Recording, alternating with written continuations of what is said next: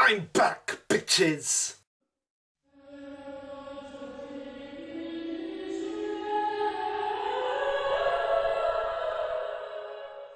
Hello everyone, Luke here, and yes, like I said, I am back, better than ever before, because as you probably saw in chapter 166 with you, and I'll probably play the clip right here. But yeah, as you can see, no shelving, no posters, because we're moving along with the project here where we're converting the entire basement into a bedroom. And just to give you an idea, let me just turn it around so yeah, you guys can see just how much that is actually going. Like, it's pretty much completely bare almost. So over the next few months, this entire facility is going to be my new room. It's going to be my new bedroom.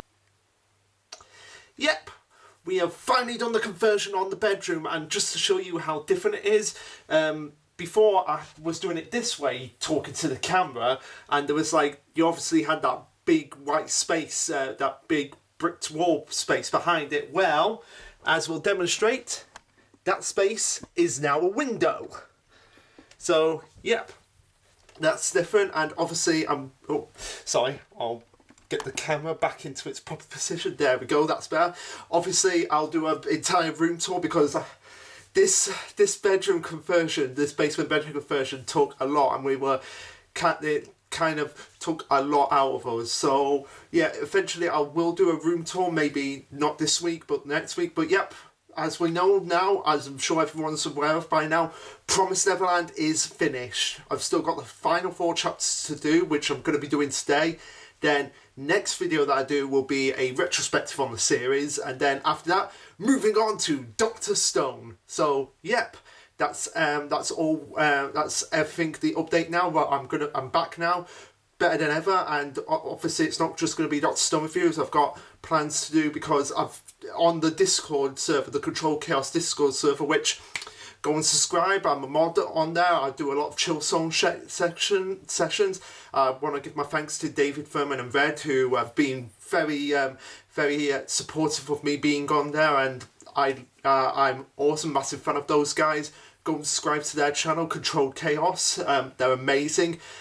We have a lot of we basically have a lot of chill outs where we talk to each other and we get to understand each other and our different cultures. And one of the things that I am doing at the moment is introducing them guys, because they're American. They've obviously not seen a lot of British shows. I'm introducing them to British shows from my neck of the woods, and that's going to be the focus of a new segment, which is going to be an Otaku Introduces. Which is going to be basically me talking about basically whatever I want to talk about: films, DVDs, manga, basically anything I feel like I talk about, that's going to be in it. They're not going to be long videos, they're probably going to be about 10 minutes long, and then I'm going to be doing sort of like a vlog type thing where I just talk about day-to-day things, which is going to be sit down and talk. That's the plans for the future. Not sure when those videos are going to come out. They'll come out whenever I feel like it. But for now, let's just wrap up the Promised Neverland.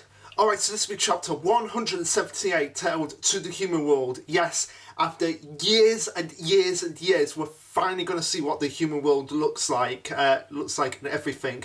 Now, the endings to the Promised Neverland, that kind of like split the fandom down the middle, and I was kind of dubious about it at certain points, and I'll explain why as I go on. But overall, in terms of the ending, I don't think it's the worst ending in the world, but it could have been better, and I will explain why. And obviously, Red has been like going on my ass, like, how can you still love this series after all this time? And yes, it's not the best series in the world. It's not even the most amazing series, but it's a personal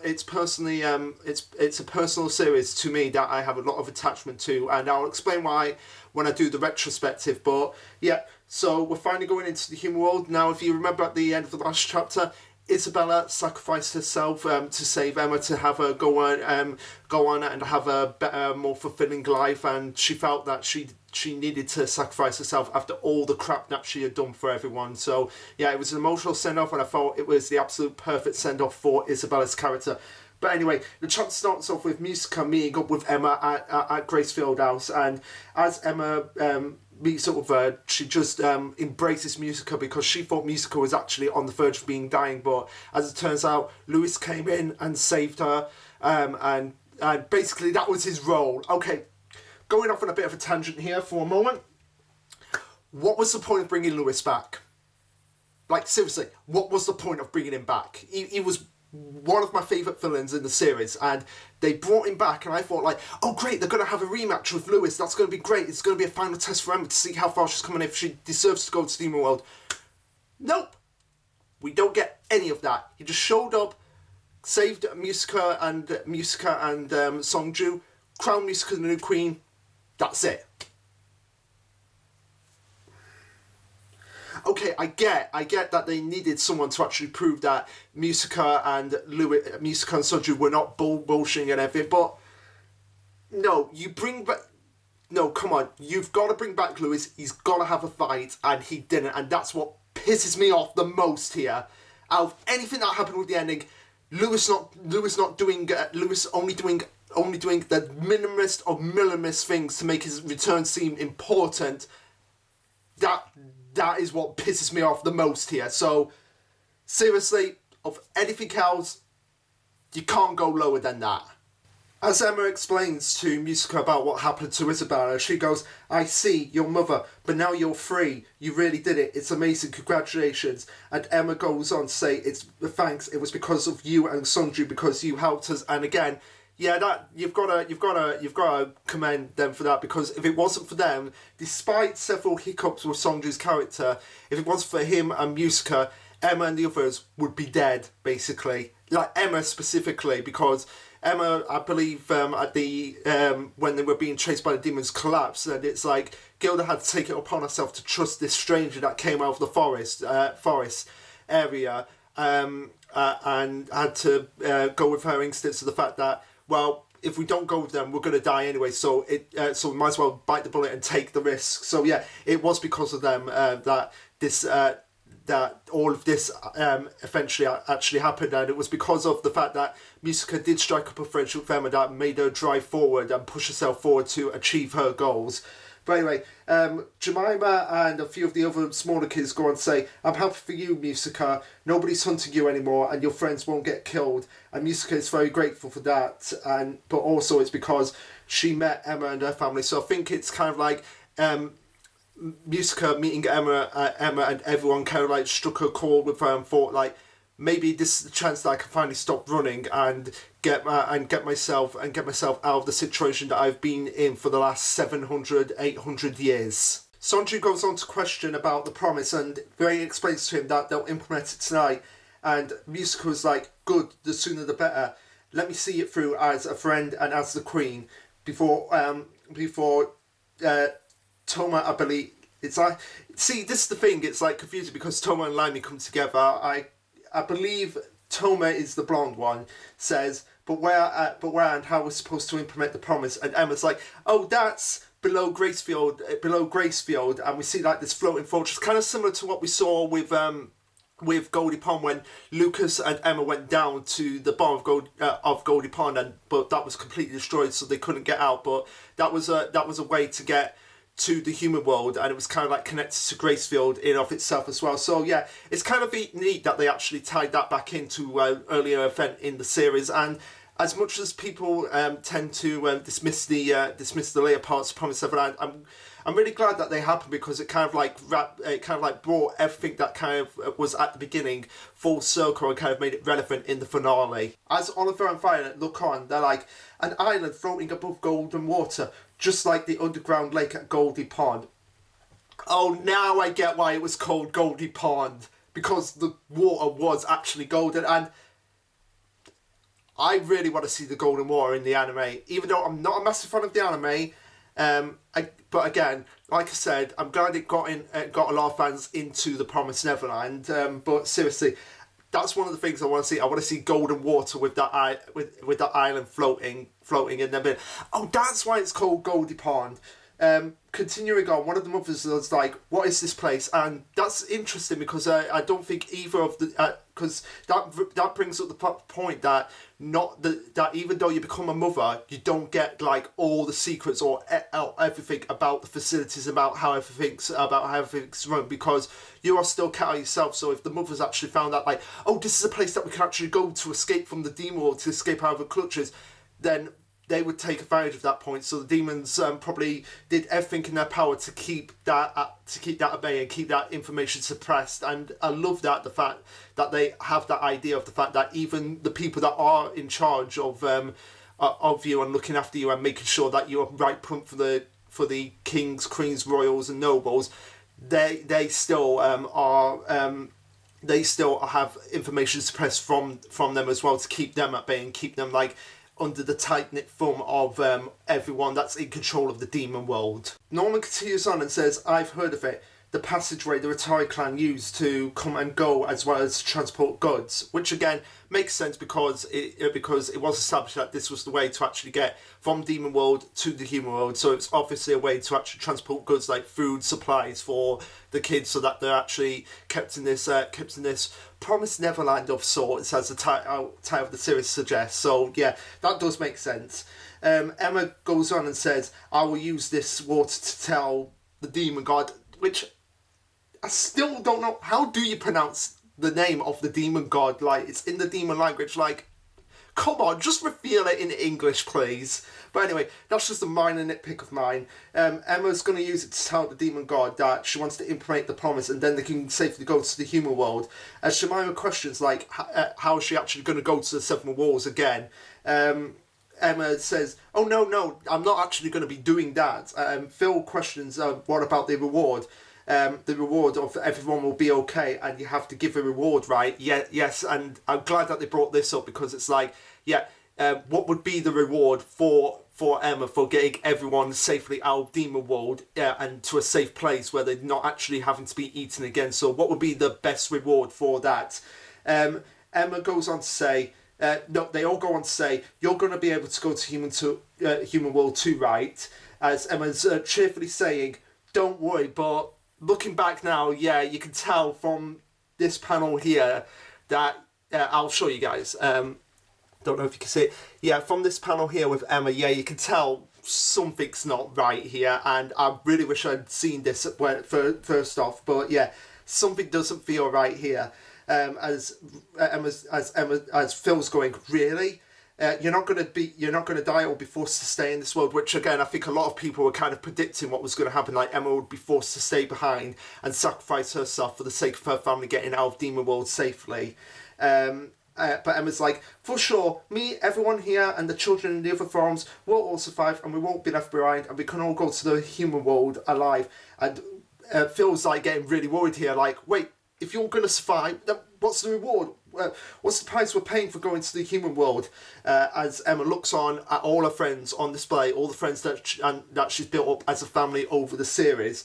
We go to a flashback where the demon god is like, the reward is your family, and everyone is freaking out here, like, what? But you've just said we're all gonna die, but the demon god wants us, like, what's going on here? Like, they're all freaking out, like, just freaked out faces, like, what is actually happening here? As the demon god explains, your family is the most important to you, so I want your family, but there is a problem. Your family will all go to the human world. That's the promise, so I can't have your family, so what shall we do? It's fine, this time for you, I don't need any reward. And the reaction of everyone is exactly the reaction of the fan base when this chapter dropped. It's like, you see it there, it's like, what? Like, what the actual fuck? That's the reaction. And I'll be honest, when I first saw this panel where the demon god is like, it's fine, I don't need a reward, I hated it. I hated this part when it came out. I'll be honest, I will call it out when it needs to be called out, but then I took a step back and thought, no, there has to be something else going on here. Like, it's too good to be true. And even Ray brings it up later on in the chapter, so I was like, okay, we'll see where this goes. So continuing on, everyone is like, what? No freaking way. And I love the fact that the authors put this in, because it's like, these are the reactions I would have expected, not just from us, the audience, but from the family as well. Like, this is too good to be true. Everyone's like, you're lying, and I love the fact that they can see through Emma's bullshit right away, because it's like, yeah, there is no way that the demon god would allow something like this to happen, regardless of whatever thing they actually say, like, oh no, it's fine.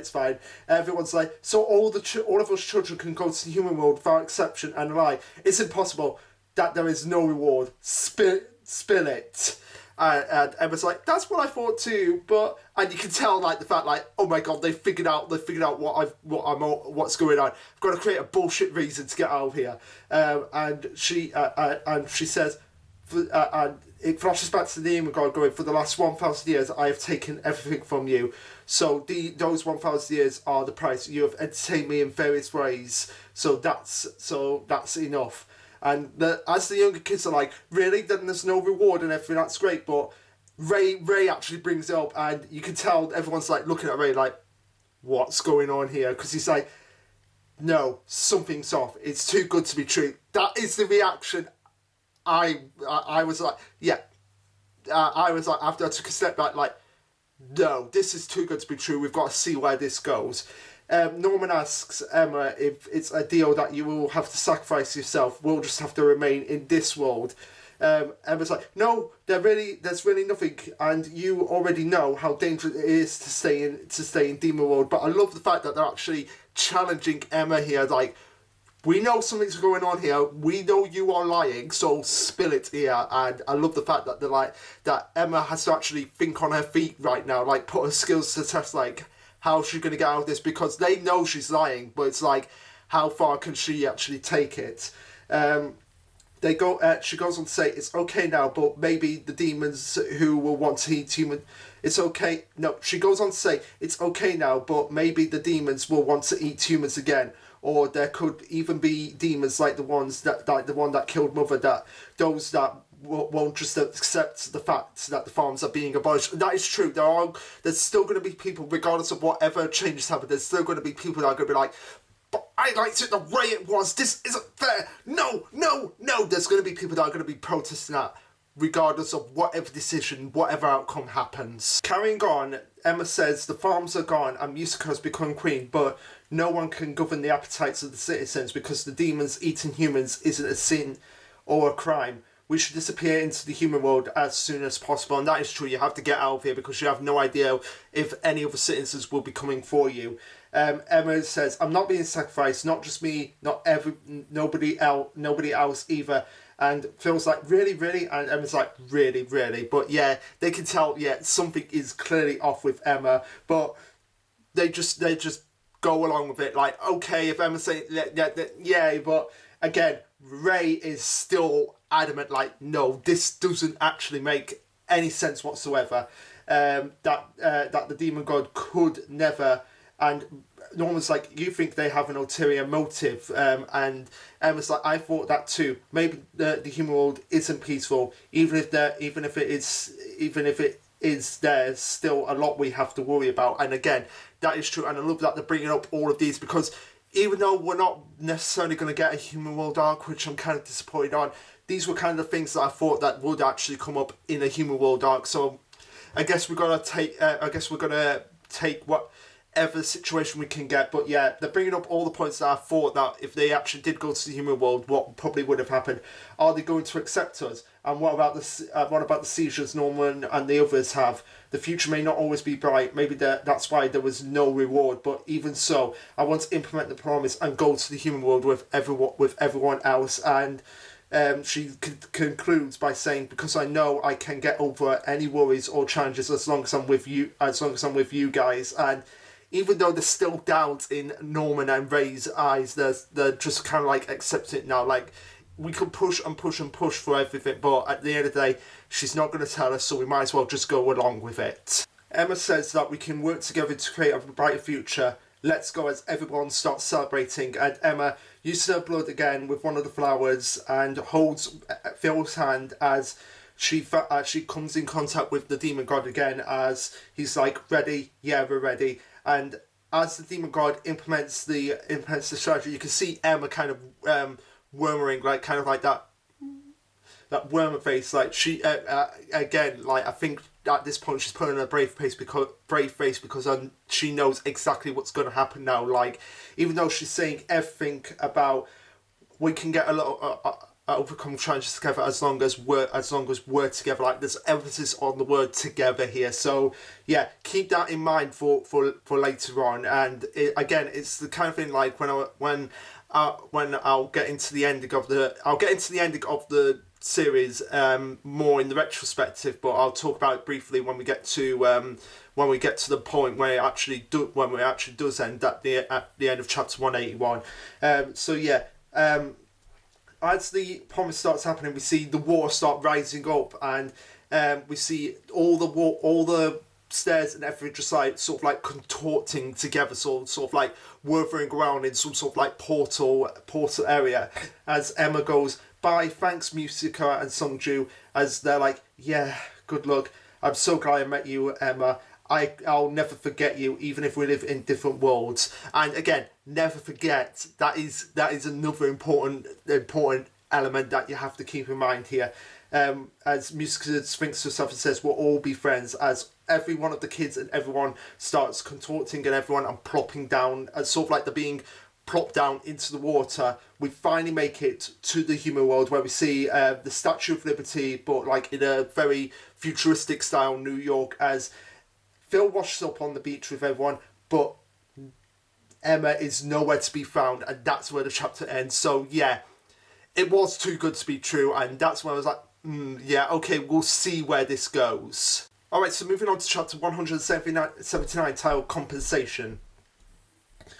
And we start off with Phil, as everyone has washed up on the beaches. We start off with colour page, quite nice colour page, with everyone washed up on the beaches. Phil is just standing there amidst the fact that he's actually in human world, and again we get like a futuristic like style New York City with like all the buildings sort of like stacked up on top of each other. We get a nice colour page where we see everyone just sitting around in a nice quiet moment with everyone, so that was nice. But Phil's like, it started like, "This is the human world. Everyone, wake up! Come on, look!" And they're like groaning, like, "We're here," and they're just looking on in awe and majesty that they've actually finally in the human world at last. So yeah, they finally have a chance to actually have a decent life, a good life, without having the worry of having demons chasing them and eating them, but at what cost? As everyone is just in shock and awe of the fact that they're actually in the human world, saying like, "We've really made it, it's huge, look, there are people over there, living people, there are no demons here." Feels like, "We did it, Emma, isn't that great, Emma?" But then they come to the realisation that Emma is not with them, and this actually shocks Ray and Norman to their core, as they're like, "Norman, Emma, where are you? Please answer if you're nearby." And Ray's thinking to himself, "Damn it, did she really?" So there was some sort of compensation, hence the title of the chapter. Like there was some compensation for everyone going to the human world, but without actually having to be sacrificed, without actually having to sacrifice anyone. And Ray's like, "It's a lie. That there was nothing. I knew it. I knew something was off, but still, I believed her word." As he thinks back, "Because so now I can get over any worries or challenges as long as I'm with you guys." And he distinctly focuses on this, "as long as I'm with you." So he's like, thinking like, "Oh, it must mean the fact that she would have to be separated from us." And he goes on to think, "That was how she really felt. It wasn't a lie. That's why I let my guard down, thinking things would be okay." And he's like, I'm such an idiot." And Norman thinks back on the moment where it's like, "I like Emma. That's why I want her to always be smiling." As he's thinking of the flashback as well, of like, why, what am I doing? I was so careless, but why, Emma? Why? You told me not to bear everything on my shoulder. And again, I love the fact that he's bringing up Emma's hypocrisy here, because she told him not to bear everything on his shoulder, and yet she's gone and done the exact same thing for the sake of her family. And Phil carries on and says, I was just holding her hand. She was next to me a moment ago," as he starts crying out for Emma, before we see this this giant futuristic like aeroplane looking platform thing that just comes flying down and hovers above the water. We see a man and several other appear before them, and they're all like on the edge of like, are we going to be sent back to the demon world even after the promise has been made? And the man introduces himself as Mike Rattay, who is Peter's uncle and currently the proxy head of the Rattay clan. So okay, he's acting now as the leader since Peter has died. And I love the fact that Peter was like, just screw you, Emma. I'm not going to be reducing myself to the level of meat. So yeah, goodbye. So yeah, he's acting as the head of the Rattay clan now, since basically James Rattay, Peter Rattay, they're both dead at this point. And he goes on to say, Cold Solace, I already know, I'm not your enemy. Our clan will no longer harm you children. We'll take you in, climb aboard before things get complicated. So he's basically like, look, we understand what you've been going through, but the Rattay clan's not going to hunt you anymore. We're aware of the promise, so we can't do anything to you kids now. So we're going to look after you, and we're going to make sure you kids are integrated into human society as best as we possibly can. Mike brings up reports, like, so he brings up those futuristic TV screens that you see in a lot of anime, where it's like, okay, the screen comes up in the middle of the sky as as he goes on to say that they're reporting on the mysterious children with numbers and markings on their necks and stomachs who have been discovered all around the world, causing. But then the report gets cut off, and we see various people, like we see various of the children in like Egypt, France, and I believe that's America as well, but still they're all scattered throughout the world, so they all didn't just pop down in one place. Everyone was scattered throughout the world, and they're like, okay, we've got these kids who have just appeared out of nowhere, so we have to do something about them. As the other kids are like, this is sorry guys, it got cut off there for a second. Okay, we're back now. This is, and Mike's like, we're securing the other children as we find them. Don't worry. But again, I love the fact that they were like, are we going to get captured again? Like, they're still in that mindset of they're going to get captured, but he's like resting assuring them that they're securing the children as they find them, so don't worry, we're going to look after them and make sure, again, like, they're integrated into human society as much as possible. Mike goes on to say that the branch that they're at right now is the North American branch of the Rattay clan, which is very interesting because it makes it believe that the Rattay clan has basically power throughout all the corners of the world at this point. So, which makes sense because it was Julius Rattay who actually integrated the promise in the first place. So he's kind of like the mitigator between both worlds, which would make sense for his clan to have power throughout all corners of the world, not just in the human world but in demon world. So yeah, that makes sense. And oh no, it's not Mike that's saying this. I believe it's Phil that's actually saying this. He goes on to say, we were found in the former United States of America, the east side of the region, now called Area 1. The human world in November 2047 was different from what we had imagined, different from the world. We learned about up to 2015 from books and maps at the house. From 2020 to 2030, there was recurring incidents of abnormal weather, natural disasters, epidemics, and food shortages, which makes sense. But because the fact that the world was split down right down the middle, it kind of like half the resources in both areas. So it kind of caused, but not only the resources, it also kind of made the natural disasters more of an occurrence, and on that front, and made it more difficult for the world to actually govern as an actual world itself, because they had to worry about the demon world as well taking over half the world basically. Carrying on, it's stated that a world war erupted for the last 10 years with so many lives lost and the system broken. The world changed drastically, and I love the fact that this is kind of like a representation of what Peter said, like the fact that even if they went to the human world, there would still be wars, there would still be crime and everything. You can't get away from that, and this actually proves that he was right, that there was a war and the world changed drastically. Even though Emma was fighting all that time to save the kids from the demons and sort of like put an end to the war between humans and demons, it would have put an end to the war entirely, and that's what Peter, I think, was trying to tell her when he was actually committing suicide himself. only it carries on and says, only caring about yourself at the expense of others would no longer work. In order to survive, humanity as a whole needed to be saved. Natural borders were abolished. The world became one large nation. Okay, so the world is kind of like molded together, so that it's kind of like become one like world nation rather than several smaller nations to kind of compensate for the fact that wars happened, and we've kind of had this demon world for a long time. So yeah, that's kind of like been what's happening in the time between 2020 and 2045, which I like the fact that they've actually brought this up, because it kind of like gives a backstory to the human world, even though I would have loved to have seen more of the human world. So but then again, what can you do? You've got to just take your victories wherever you can get, and I'm taking a little small victory here of the fact that we've got a bit of backstory for the human world of what was going on whilst everyone else was kind of like stuck in demon world. As the explanation is finished off by saying there are still challenges, but humanity has finally started moving forward, and that they're in the midst of reconstruction. They go on to say it's good news the world isn't at war and the environment isn't significantly polluted.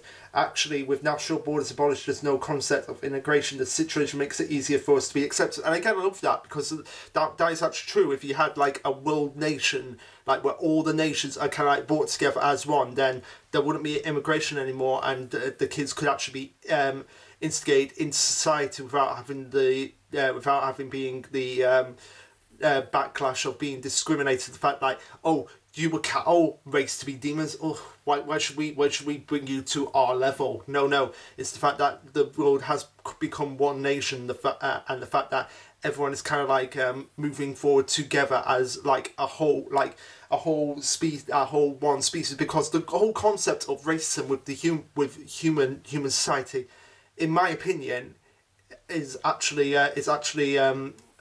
absurd, because we're all supposed to be Homo sapiens, as in humans ourselves. So like we're all one race. We just have differences with us that make us all unique as humans. But at the end of the day, down to core, we're all still humans with 2 arms, 2 legs, 2 eyes, a nose, 2 ears, and a mouth. That's all we are. So like the concept of racism in and of itself just doesn't make any sense to me, when we're all supposed to be the same race. And I love the fact that they're bringing that up here, like the fact that now that the human society has all become one nation, there's no concept of immigration, the kids can actually immigrate into society. As Norman's sitting down and thinking to himself, oh, we're lucky, Cecil goes, what? We're not lucky at all. And Ray's just like thinking like, he's probably just thinking like, why didn't I push Emma any further? Why did I just blindly accept everything that she was saying and just move forward with her? As we see Don punch the wall, as he's like, damn it. So does it mean that Emma's not here? There was some reward. As Barbara goes, that jerk. And that's fitting with Barbara's character, because she's always been a kind of like a crazy psychotic bitch in and of itself. And I loved when Red was catching up on Promised Neverland, when he did a live stream last week, and he was like, and he saw Barbara for the first time, and he was like complaining that Emma had lost her crazy face, and it kind of like got the police with Barbara's crazy face. I love that. So I love the fact that that Barbara still has that face, and it's like that jerk, because that fits with her character. As everyone is discussing what has become of Emma, one of the mothers goes on to say the retired clan is searching for her, but she hasn't been found in any of the other regions, and Phil's wondering, did Emma die, or was she kept behind in Demon World? Nate goes on to say, no, if Emma made the promise exactly in those words, I want all the children and farms to go to the human world. The Demon God can't take Emma's life or keep Emma in Demon World. And Gilda discusses like, but that's if the promise was made as she was supposed to. And Anna goes, if she didn't, before Tom and Lima go, Emma would never do that. Yeah, she wouldn't try to take care of it by sacrificing herself, but again, you guys know Emma, and she kind of like, it's been for the last, ever since you guys escaped, she's been kind of taking on the burden of thinking more for her family than she has been for herself at times, even though at times her convictions have kind of like gone beyond what she wants for her family. But at the very core, all she wanted was you guys to be safe, even if it came at the expense of herself. And if she had sacrificed herself, I'm sure she would have done that. as one of the other kids goes, but then why isn't Emma here? As Paula, I believe it's Paula. Yeah, I'm pretty sure it's Paula. Yeah, it's just without her glasses. Goes, she worked the hardest. She wanted this future with her friends and family. And one of the other kids is like, I wouldn't be here if it wasn't for Emma. Me too, me too. And Nigel's like, I would have given up if I'd be dead now, as we flash back to the fight with Lewis, and you see him just quivering in fear. And if it wasn't for Emma, yeah, he would be dead at this point, and so would pretty much all the Goldie Pond lots. Like, Emma kind of like, even though it was Lucas who were kind of like getting the plan together, Emma was the one who was kind of there in the final battle with Lewis and kind of like pushing forward for the battle to actually go as well as it did, even if it nearly costed her life. And like Nigel's saying, if he would have given up and be dead now if it wasn't for Emma just stepping in and actually putting herself on the line in front of Lewis himself. But again, I'm still pissed off that Lewis didn't get a final fight against Emma, and it would have been interesting to see how Norman would have fought against Lewis as well, how he would have gone down. But again, it still was nice to kind of get that confirmation that Lewis was alive, even if it was all for naught in the end. Oh no! The girl that I mentioned earlier that said she worked the hardest. She wanted this future with her friends and family. Is Sonia? No, the other girl, the one with the bandana, is Paula. And Paula says, even if we had survived, what would we be doing now back in Demon World? Resisting the demons, killing them as we. Okay, I believe that's meant to be.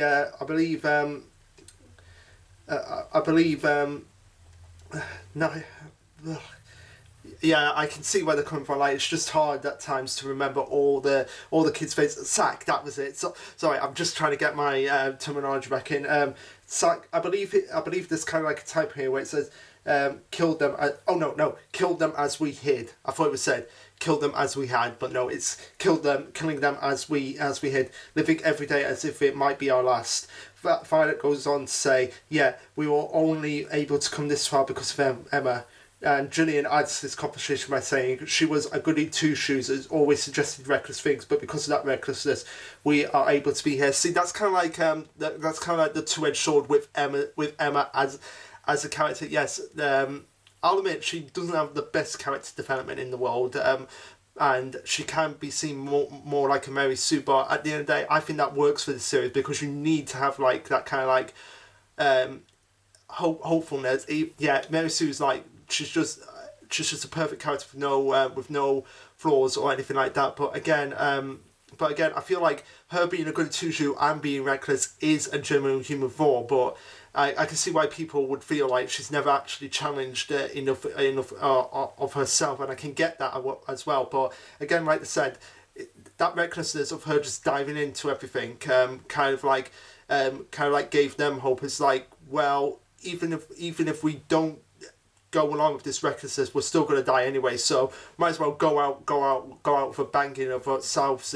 I think that's kind of like what a lot of them had going through their heads. Like, they kind of like were like, well, we can either cower in fear and die, or we can be reckless and die but still go out with a bang. Fuck it, let's just go out with a bang. So I feel like that kind of like her just say like never give up attitude and just kind of like go along despite the impossible, and that kind of like driving them forward. Like, maybe we should follow her, even though it's kind of like reckless what she's doing. We should at least try and follow her, because at the end of the day, she's the one who's willing to like say no to everything and just stand up to everything for the sake of everyone that she believed deserved to have a life just as much as the demons deserve to have a life. And that's kind of like what they're getting at here. Like, yeah, she is a goody two-shoes a lot of the time, and she does say reckless things, but it's those reckless things that made us drive forward and push forward and get to where they are right now. Oliver concludes this conversation by saying Emma acts depending on what she wants to do, which is very true. She always acts depends on the situation at hand. It's like, despite the seemingly impossible, she's going to get through it. And he's like, no matter how reckless or impossible it is important why she's not here. Does it matter where she is? And this kind of like spurs on Norman and Ray and go, no, I want to see her. And everyone's like, me too. yes, that's the only reason we need. We'll look for Emma. If Emma was in our shoes, she wouldn't give up. She'd look for us, even if she had to go to the demon world. And that is very true. She cares. Her family comes first in her eyes. Despite everything else, her family comes first and foremost in her eyes. Even if I bet, like Red said, she can only name about 10 of them. She still sees everyone around them as a family that she feels deserves a life, rather than just being forced to grow up and be eaten. But yeah, she would do that. She would actually do that. She would actually go to Demon World to actually get her family back as well. The mother's question if what would happen if she was already dead, as Don goes on to say, I'm sure she's alive, and I believe it's Mark that says this. Yeah, Emma wouldn't die so easily, and everyone's like, after playing with real demons, it's now time for hide and seek. Bring it on. We're her family. We're gonna go and get to her. As all the young kids are like, stupid Emma, I'll find her and give her a big hug. We'll find her and live together as a family. As we get a flashback to Chibi, Emma, Ray and Norman, and they're like, hold on Emma, we're coming. We won't let you be alone. We'll find you for sure. Before we cut to Emma in a snowy wasteland, unconscious as feet approach her, and that's where the chapter ends. Okay, so not really much to go on this chapter. It's just basically them kind of going to the demon world, going to the human world, find out what's going on, find out that Emma's missing, and them just kind of getting the resource to actually find her. Now, when we get to the next 2 chapters, that's going to be quite interesting to actually discuss. Alright, so moving on to chapter 180, titled You're Everything, and it picks up again with the flashback to the promise that Emma made with the demon god, as he goes, the reward I want is your family. Your family is most important, so I want your family. But that does mean, as Emma questions, does that mean you want to kill and eat my family? And the demon god's like, no. So we're actually getting the full unedited memory of what the promise was actually, which again, I felt like when that first came out, it's like, no, there's no worry, I don't need anything. That was too good to be true, and we're finally actually getting the unaltered promise of what the demon god actually wanted. No, I can't kill you or your family, and I don't intend to. Don't worry. All of the children can go and live in the human world. As Emma's like, then before we say, but you'll say goodbye to your family. So what that means is, we're going to find out in a minute, but what that means is basically Emma has lost her memories. Like, lost her memories from when she was born to when the promise was instigated. She has lost them completely. She has lost memories of her family, of everything. Even the people that have died, like Lucas and Hugo and Isabella, she's lost memories of them. So that was the price she had to pay. Every single one of her memories. And when I saw this, I was like, that is pretty much the only way that this could have gone down. That wouldn't have seemed like a cop-out to everyone, because again, it's pretty much saying that the Emma that we knew, like the Emma at that point, is dead now.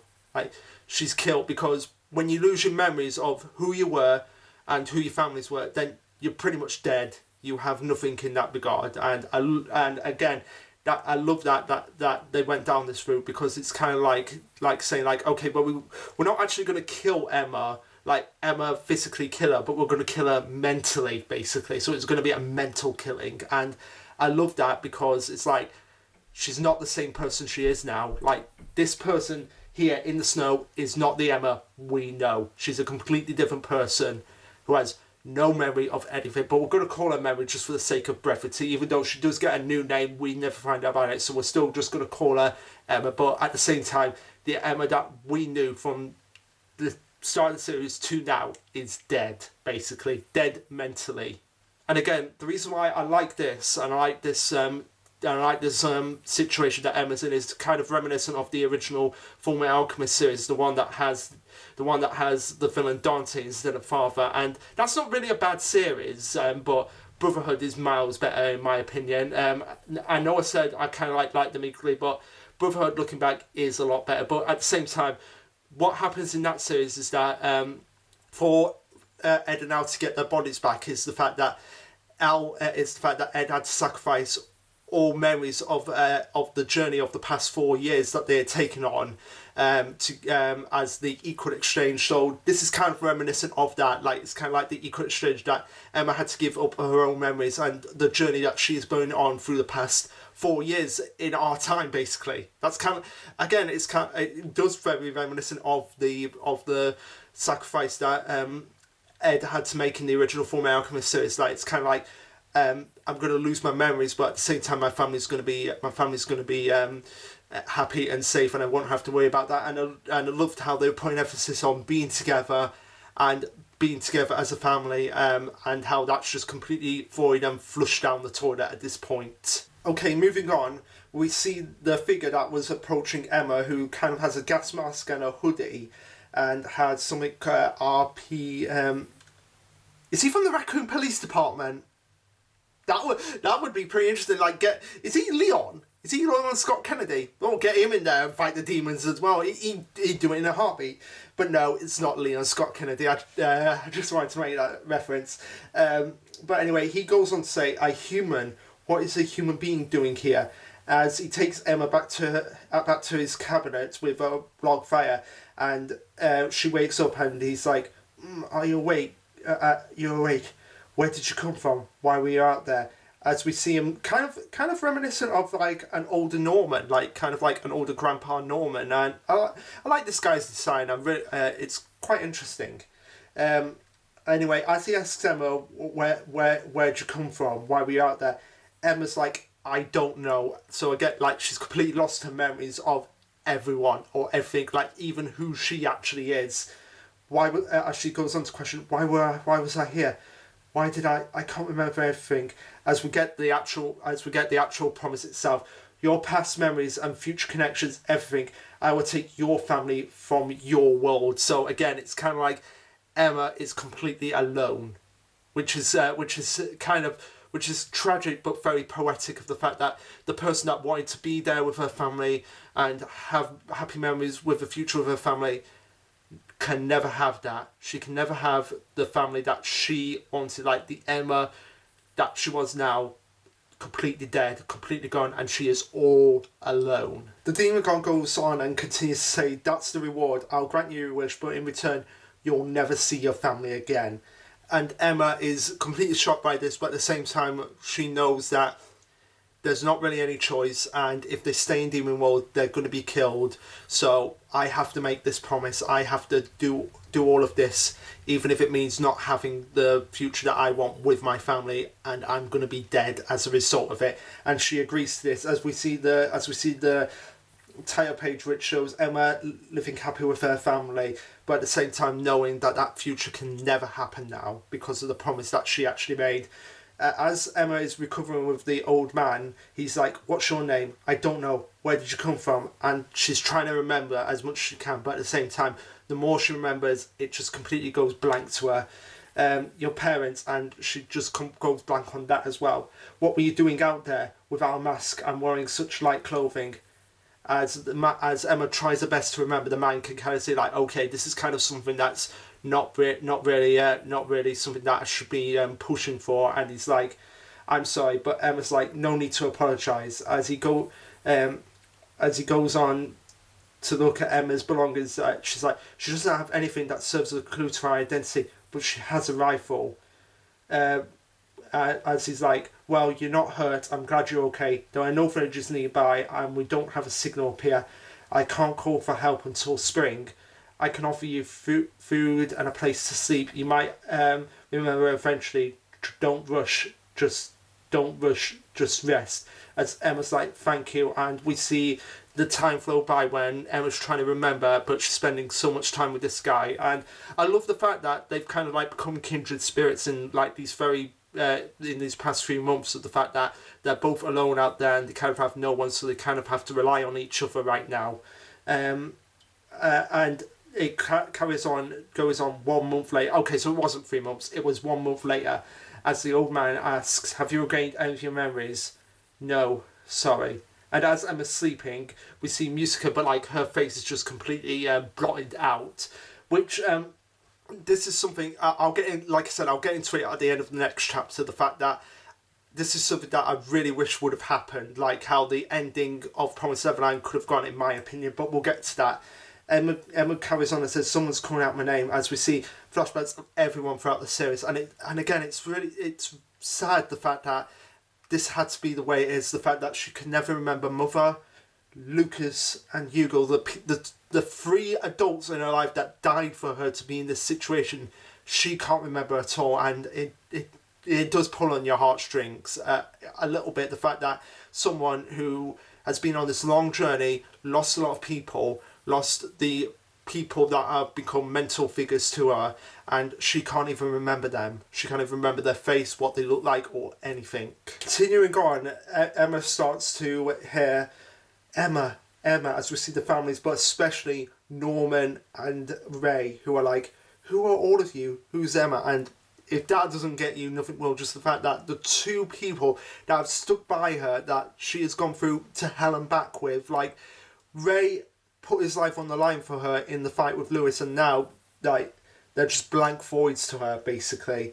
But Emma's like, this feels so good, so warm. Perhaps this is heaven. How nice. But as she tries to reach out for it, the visions of everyone, they just fade away like a distant memory.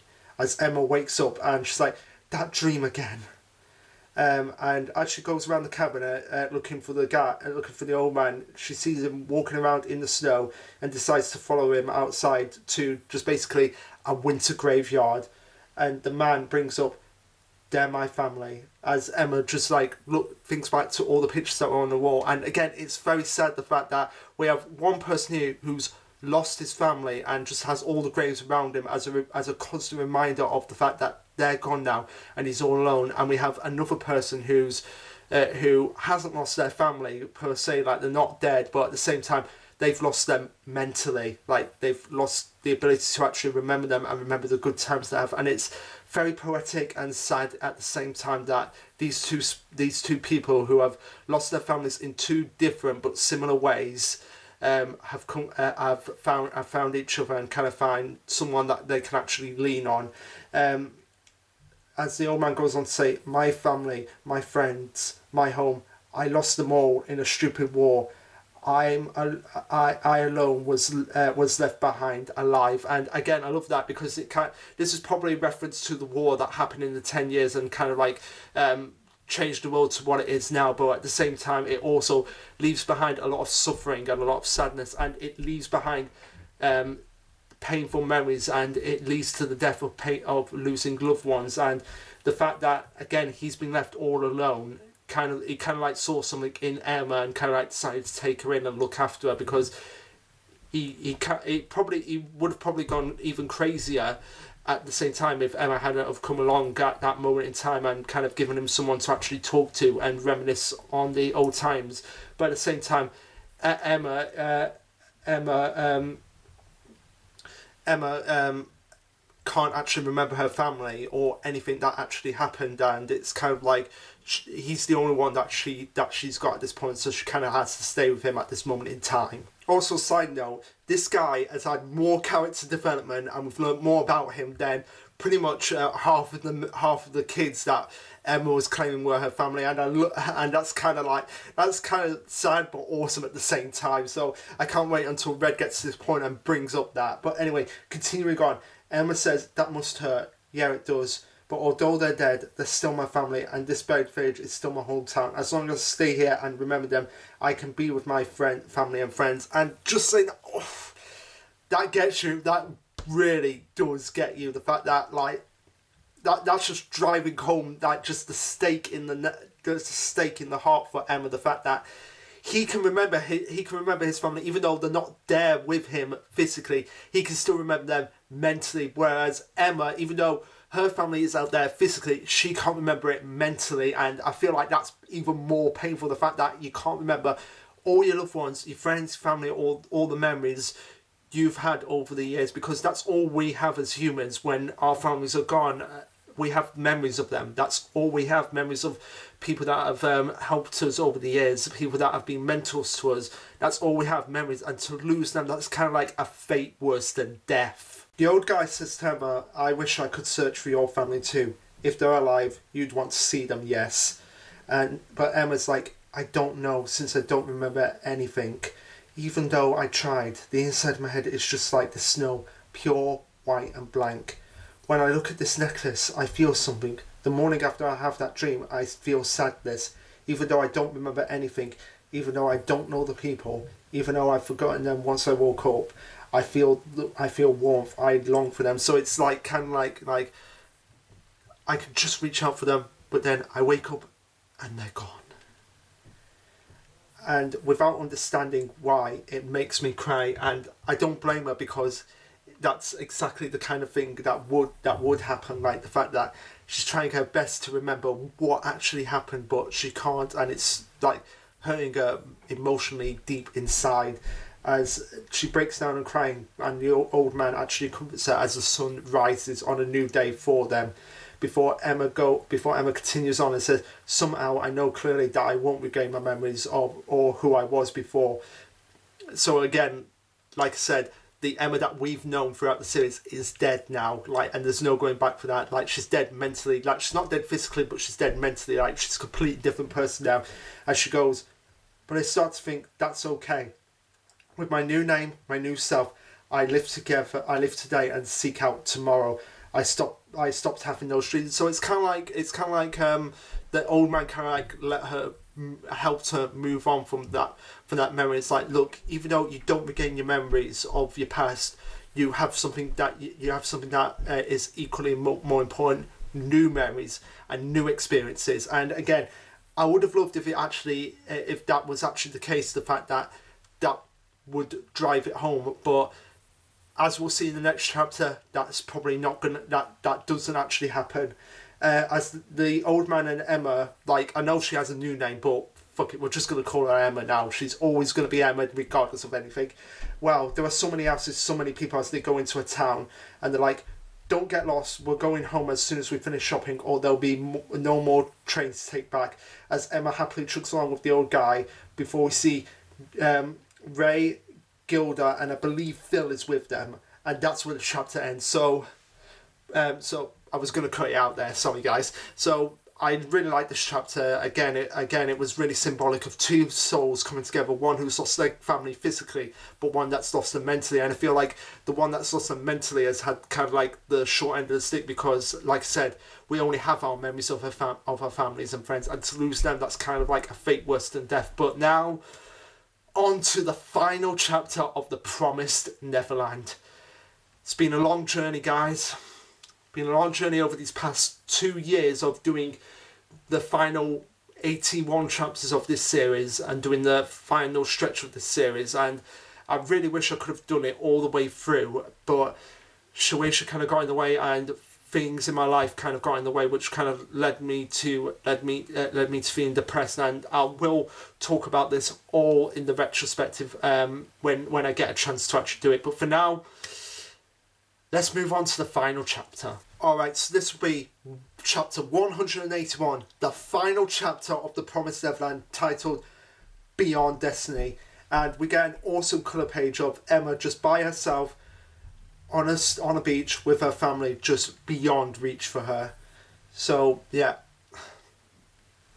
Getting kind of emotional here, guys. Let's get into it. Alright, so the final chapter begins with Emma just at the forefront with the globe in the background, as they go on, as I believe Norman says, finding just one person on this vast planet. That is a tremendous task to accomplish, but we can do it. We have to. We searched and searched, but we couldn't find her. 2 years passed without much progress. Okay, so 2 years. So the ending of the last chapter, that was like 2 years into the future. So we're like at I believe 2050 at this point in the series, 2049, 2050. One of those 2 years.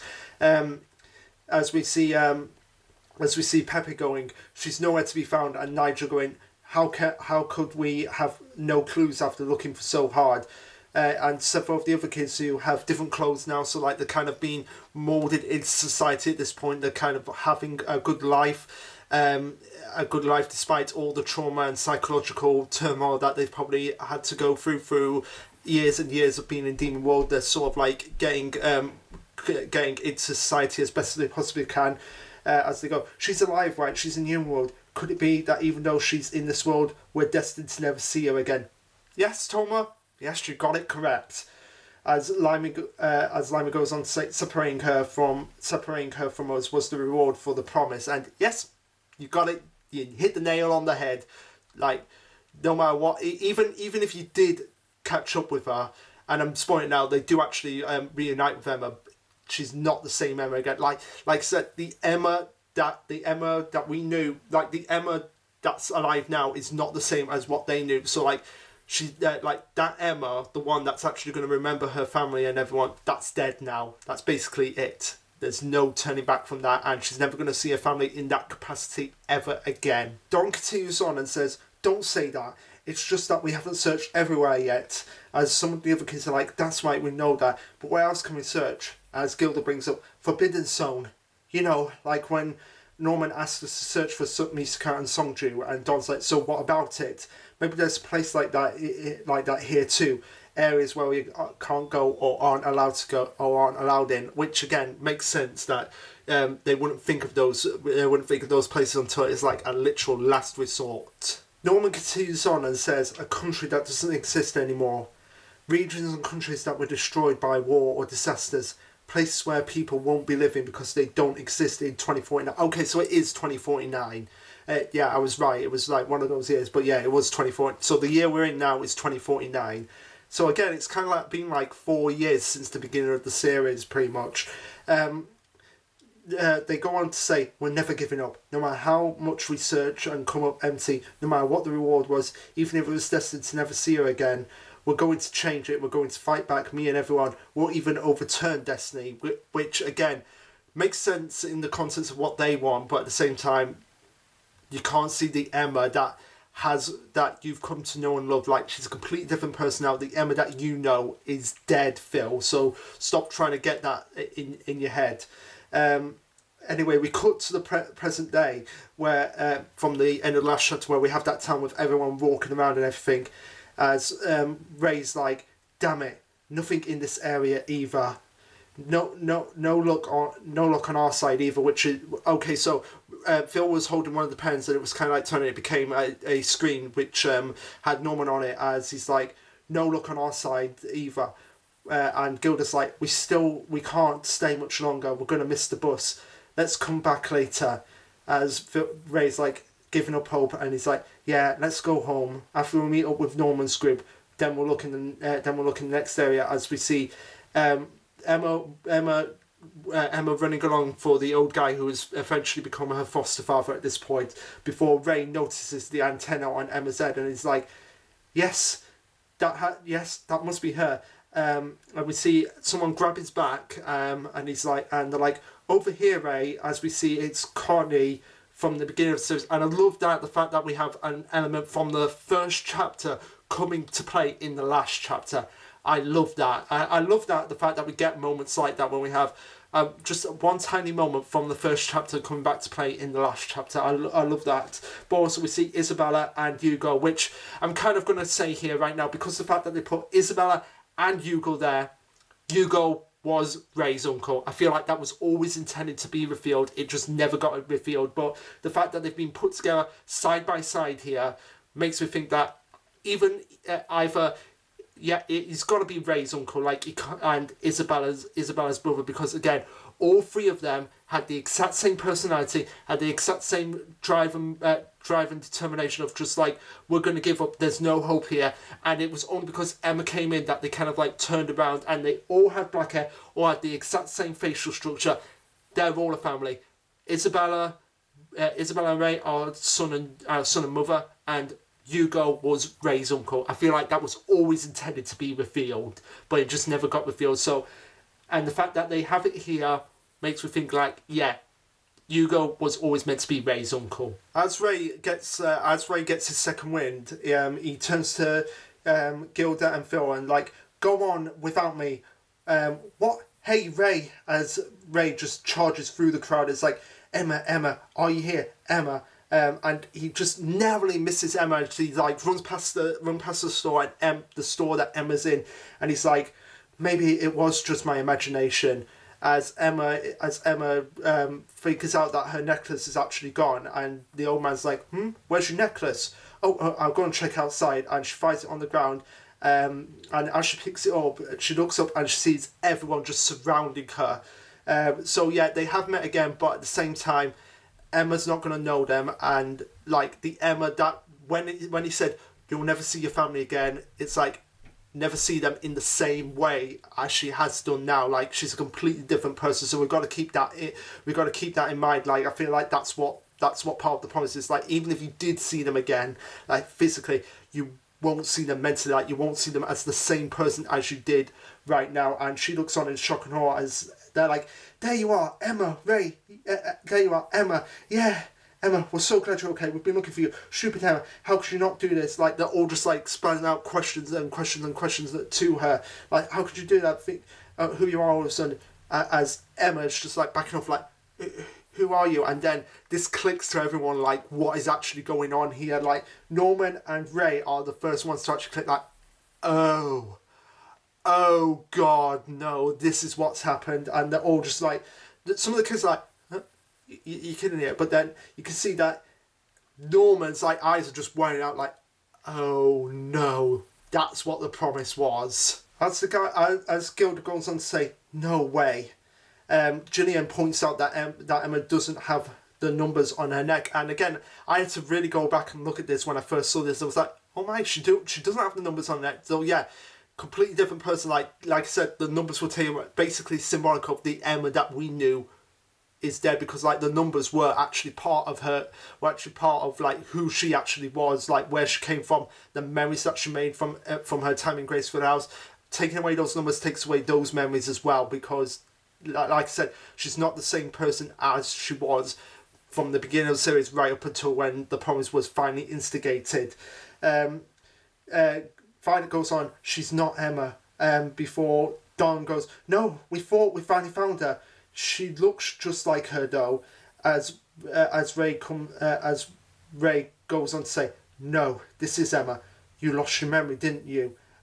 I want your family. Her family really was taken away from her, separated from us, and not only that, her memory and all the connections with us were taken away from her.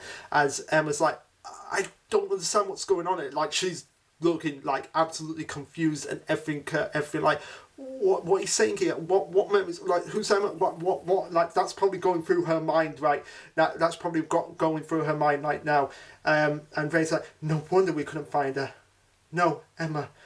That was the reward, as we get another flashback to the promise itself, where the demon girl's going, are you sure you'll be alone? And again, that's something that Emma would, at the beginning of the series, probably wouldn't have agreed to, but seeing everything that she had gone through and all the people that had been sacrificing on her benefit just as much as she was sacrificing on their benefit, she's like, right, if it comes down to it, if I have to lose my memory of everyone and everything just so that we can all have a good life, I'm going to go through with that. The demon god goes on to say that the future that you want beyond this wish is to laugh and live with your family. And she's like, yeah, but there isn't a sacrifice. But this isn't a sacrifice. It's selling things, selling my selfish requests.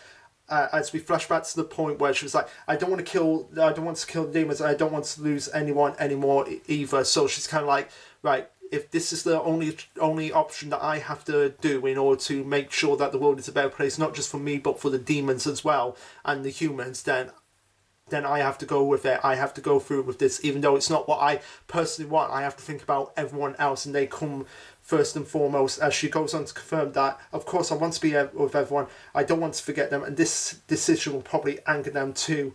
And again, it would have probably angered them if they actually found out when they were actually instigating the promise. If Ray and Norman would have deduced that this is what was going to happen, then they probably would have stopped her from actually doing this, and we probably would have been going still with the back and forth and everything.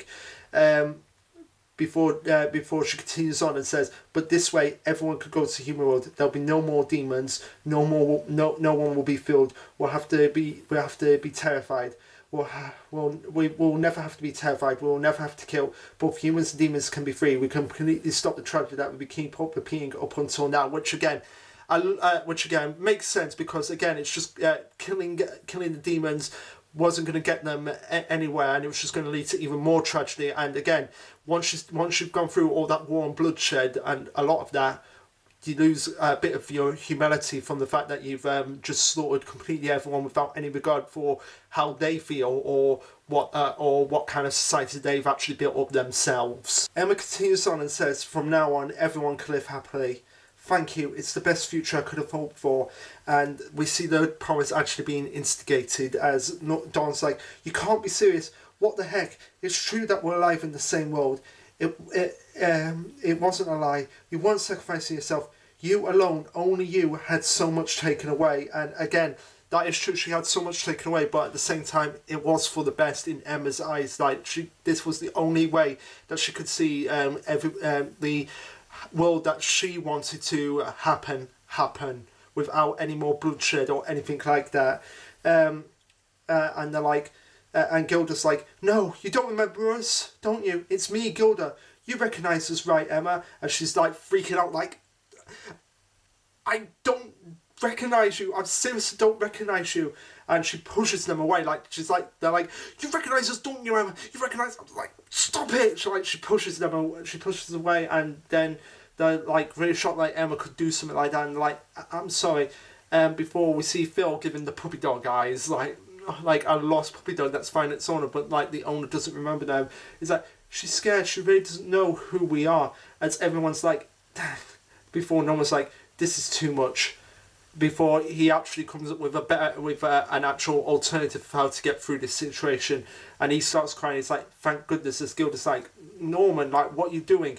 Even if your memories are gone, I'm glad you're alive," which is again the most appropriate moment or appropriate answer that he could have given her, because it's like, yeah, even though you don't remember us, we remember you, and the fact that you're alive, that's all that matters at this point. You were eating well, staying healthy without any injuries, smiling, looking happy, and not alone, as we cut to the man who has helped her get out of her stoop for the past 2 years. "We were able to meet you here, and I'm really happy about that." Before Norman goes on to say, like, they've all been well, like they're going to school now, as we see I believe Sandy becoming like sort of like a YouTube vlogger. Like he's got his little camera there, and he's like going smiling, as we see one of the other kids, I'm trying to remember that, like the one with the goggles, which I can't remember her name, I'm sorry, but she's become an artist. We see Nigel, who's working with computers. We see Gillian, who's, I believe she's becoming a stylist, like a hairstylist, which random, but okay. We see Pepe becoming a chef, and we see Anna becoming, I believe, like she's studying medicine, which makes sense because of what she was doing during the time skip and what she did when she went to that facility to help Chris. Which, by the way, still, who remembers Chris, basically? We see Nate. Is it Nigel? No, Nate becoming a musician, and Norman goes on to say, "Cecilo and I and everyone have started to feel better. Medicine was developed thanks to the technology in this world and Adam's special DNA to suppress our side effects." Okay, that does make sense, because it seems like this the human world has fast gone on to make superior technology, and it's kind of like the human world had it better than the demon world. So yeah, that does make sense that they were able to get the medicine to actually sustain their side effects, even though it may not be permanent. As they go on to say, using this medicine, the children from the mass production farms don't need the help of the respiratory systems that can even walk on their own, which I like. Like they actually have a chance to actually have a life themselves, rather than just being like, oh, they're stuck to tubes, burn them to the ground. And he goes on to say that Mike Rattari is a neutral present and is acting as our guardian, giving us a hand when we need. It might be to prevent us from doing whatever we want to, but still. And I love that, the fact that Mike Rattari is completely neutral. Like, yes, he's going to let them do the things that they need to do, but at the same time not going to make them become so much of doing their own things. Like they rebel against the Vitari clan for what's happened to them all the time. So it's kind of like neutral in that sense. Like, I'm going to help you, but only as much as I deem it to help you guys out. Norman continues on and says, I still can't forgive the Vitari clan, but we're all getting along well. And yeah, like I said, Mike Vitari may be thinking like, okay, I've got to be neutral, I've got to give them what they want, but at the same time not give them exactly everything they want, because they may start uprising from the Vitari clan and make a war on this end as well. And Norman goes on to say, Aishi hasn't killed me either for now. But again, that's kind of like a bit of like worrying for Norman's future, whether Aishi will actually exact her revenge or not. Which again, still kind of pissed off that never actually went anywhere. But like I said, I'm glad that Aishi was a character that was introduced, because it showed that Emma's philosophy of demons and humans actually living together peacefully, despite their differences, could actually come to fruition. And I can't wait till Red gets to that chapter, because in my opinion, that's the best chapter of the entire series. And Norman goes on to say, Chris woke up too. Oh great, Chris, that plot line that didn't go anywhere as well either. Like, I will call Promised Neverland out when it's done some bullshit moments. I will do that. I'm not afraid to call out one of my favourite series when it does bullshit moments, but at the same time, I'm not going to hold all the bullshit moments accountable for all the other moments in the series that have made me smile with joy and made me actually think philosophically about certain events and everything. So even though it has so many bullshit moments, I feel like the positive moments outweigh the negative moments. Norman carries on and says, and also, we're working hard to make a brighter future. I'm glad we were able to come to this world. We're all happy. Everything's fine. It's just as I wished for. The results of your decision turned out to be great. So again, he's kind of using reverse psychology, because he's kind of like, okay, the Emma we know is dead, but at the same time, we can't ignore the fact that what she did and what she sacrificed for us was for the greater good. And he carries on and says, everything we have, you gave to us. You paid for it with everything you had. So again, he's happy that happened, but at the same time, he's kind of sad for Emma that she'll never be able to experience that joy with them as the same person as she was throughout their whole lives. But even so, I wanted to be with you, have you smiling with us. As he starts to break down himself, and Emma's like, I don't know, I can't remember anything about this person or these kids at all. And she starts to cry herself, like she's kind of like, she can't remember everything about them, but at the same time it's kind of like reminiscent of that dream that she had before the old man kind of like got her out of that low self-esteem, as it were. And as she starts crying, she's like, huh, what am I? Even though I don't know them, though I don't know anything, though I can't remember why, does it feel warm but almost painful in my heart? And she's like, I wanted to see you. I feel like I've always wanted to see all of you. And she just starts blubbering her eyes out, because again, like I said, the Emma that we know is dead, but at the same time, like the strong well-being heart of her is pressed to go on. And it's like, even though I don't remember you, I still feel like I've wanted to see you regardless of anything that's happened. And everyone just starts crying at this point. Even Ray, who's kind of like one not to show his emotions more, starts crying himself out as well. Continuing on, as we move into the final scenes of the chapter and the series, Emma goes, there was a future we wanted. There was a destiny we couldn't change. We fought back. No, Emma's not saying this. Norman's saying this, I believe. There was a future we wanted. There was a destiny we couldn't change. We fought back and fought. We grasped some things. We lost some things. As the demon god goes, you'll never see your family again. So what? We wanted to see you too. We've missed you for so long. It's okay if you forget, even if you can't remember, even if you're different from who you used to be. And yes, she is different. So the Emma that we knew, like I said, keep in mind, it's not the same as the person that is standing right in front of them now. So like the Emma that knew them all, she's never coming back. Like, she is dead, and this is a completely different person from Emma, who had the numbers on her neck and was in Gracefield House. Before they continue on, that's why once more and forevermore, screw destiny. Let's live together. As Emma smiles happily and goes, okay, and that's where the chapter and the series ends. So, final chapter. What did I make of it? In all honesty, it went as well as it could have gone. Like I said, it's not the worst end in the world. I have seen far worse from much longer series that went on far too long, like Food Wars and Domestic Conundrum come to mind as having worse endings than that. It's pretty much the only ending that could have gone at this point. But at the same time, I feel like it could have been different. And the way it could have been different is the fact that when Emma saw everyone, all they were blank voids. That's all they were. And you could have had still the same things that were happening, but at the same time, she couldn't see them, like they were just blank voids. And and the old man called to her, and we found out what her new name was, and she walks off, and it's like, what were that?